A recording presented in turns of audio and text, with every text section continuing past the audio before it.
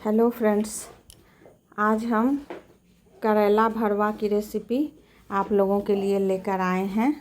चलिए, आज हम आपको अपने किचन में, विभा किचन में करेला भरवा की रेसिपी बताएंगे अपने तरीके से।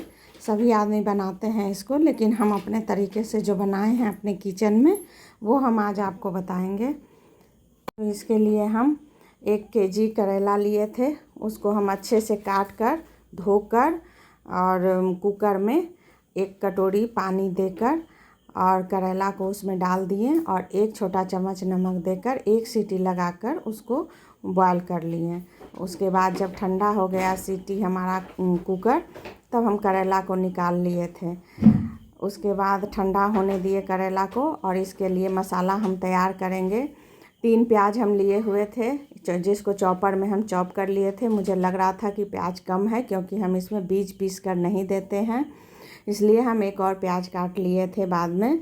और 3 टमाटर दिए हैं। छोटा था इसलिए 3 दिए हैं, बड़ा हो तो 2 दीजिए, क्योंकि हम इसमें ना एक भी खटाई के मतलब जैसे आमचूर पाउडर हुआ या नींबू का रस हुआ, ये सब हम नहीं देंगे। ये टमाटर का खट्टा जो होगा उसी से हम इसको बनाएंगे, क्योंकि उसका स्वाद बहुत अच्छा होता है। खट्टा देने से ज़्यादा हमको खट्टा पसंद नहीं है, करेला का फ्लेवर फिर चला जाता है।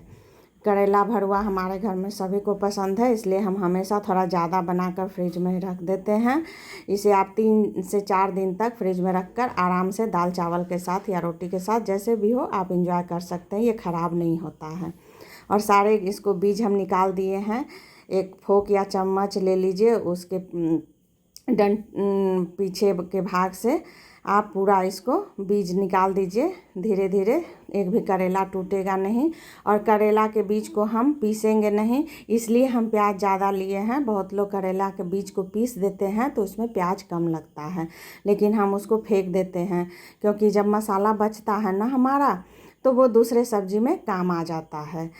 एक्यूरेट अंदाज तो रहता नहीं है, थोड़ा मोड़ा मसाला तो बच ही जाता है, तो वो मेरा दूसरे सब्जी में काम आ जाता है। उसको फ्रिज में एयर टाइट डब्बे में रख दीजिए। 1 सप्ताह के बाद भी कोई सब्जी बनाइए तो वो काम आ जाएगा। तो फिर अब हम एक कढ़ाई लिए, उसको गैस पर रख दिए हैं। उसमें 2 चम्मच तेल लिए हैं और उसमें सारे प्याज को डाल दिए हैं। सारा प्याज डालने के बाद हम उसको में थोड़ा सा नमक डाल दिए थे, जिससे कि प्याज जल्दी से ब्राउन हो जाता है। प्याज भूनने में थोड़ा टाइम लगता है, इसलिए आप पेशेंस से ही प्याज भूजिए और अच्छे से भूनिए, उसको लाल होने दीजिए। और फिर हम जब प्याज हमारा लाल हो गया तो हम उसमें टमाटर जो कट के रखे थे उसको डाल दिए हैं। और इसके लिए हम मसाला तैयार किए थे। 10 से 12 लहसुन की कलियां खलबट्टे में कूट लिए थे, और उसमें धनिया, जीरा पाउडर, धनिया पाउडर, गोल मिर्च पाउडर, थोड़ी सी हल्दी और तीखा अपने अनुसार तीखी लाल मिर्च ले लीजिए, और कश्मीरी लाल मिर्च थोड़ा सा, सब छोटा चम्मच से ही दिए थे। वो मसाला का ज़रूरत नहीं रहता है ज़्यादा, ये प्याज पड़ता है और टमाटर, इसी का भरवा होता है। तो अच्छे से जब कढ़ाई छोड़ने तक, तेल छोड़ने तक कढ़ाई में हमारा मसाला भून जाए, तब हम इसमें एक मसाला डालेंगे, जो है चिकन मसाला, जो इसके स्वाद को और बेटर बनाता है, बहुत अच्छा बनाता है इसके स्वाद को। करेला भरवा कभी चिकन मसाला डालकर आप बनाइएगा। मसाला जब भून जाए तो 2 मिनट इसको डालकर और भूनिएगा, और तब इसका स्वाद बहुत अच्छा होता है। बहुत अच्छा लगता है चिकन मसाला डालने के बाद करेले का भरवा। कभी डालकर आप बनाकर देखिएगा। गरम मसाला का दूसरा फ्लेवर होता है, उससे क्या होता है ना कि वो मटन और चिकन वाला फ्लेवर देता है करेला का मसाला, तो फिर करेला का अपना स्वाद नहीं लगता है। इसीलिए हम इसमें चिकन मसाला डाले हैं और इसको अच्छे से भूने हैं, लाल करके बढ़िया से भूनकर इसको हम एक प्लेट में निकाल लेंगे और इसको ठंडा होने देंगे। फैन के नीचे रख दीजिए, या आपके पास टाइम हो तो इसको भूनकर ऐसे ही छोड़ दीजिए। यह 10 से 15 मिनट में ठंडा हो जाता है। फिर हम इसमें इसको करेले को ठंडा होने के बाद हम चम्मच की सहायता से, या जैसे भी आपको संभव हो, हम लोग तो हाथ से ही भर देते हैं, क्योंकि हाथ ही ज़्यादा अच्छा लगता है हाथ से भरने में हमको, इसलिए आप चम्मच की सहायता से भी इसको भर सकते हैं। तो हम इसको सभी करेले को अच्छे से फिल कर लेंगे बढ़िया से, मतलब कि दबा दबा कर इसमें मसाला अच्छे से जाए इसके लिए। और उसी कढ़ाई में हम 2 चम्मच से 2.5 चम्मच तेल लीजिएगा, क्योंकि करेला बॉयल किया हुआ रहता है इसलिए इसमें ज़्यादा तेल नहीं लगता है। तो उसी कढ़ाई में हम लिए हैं। और ये जो मसाला बच गया है हमारा, हमने कहा था कि ये मसाला बच ही जाता है थोड़ा बहुत, तो इसको हम फ्रिज में रख देंगे।